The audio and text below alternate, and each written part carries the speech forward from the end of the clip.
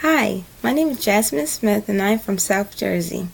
Last summer, I worked at the Boys and Girls Club for their summer camp. Last semester was my internship and I was at my old high school. At my old high school, I was a tutor and I also helped in the special education classrooms. Right now, I am a one-on-one aide for a boy who is a freshman.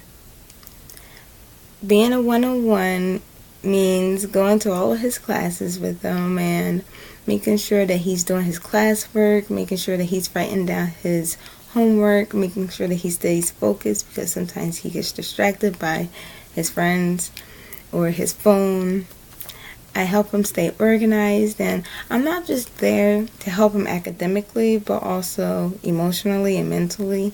Sometimes he gets upset, sometimes his self-esteem goes down, so I'm just there to pick him up and make sure that he's doing well. Something personal about me, I love to write. Writing is my favorite hobby.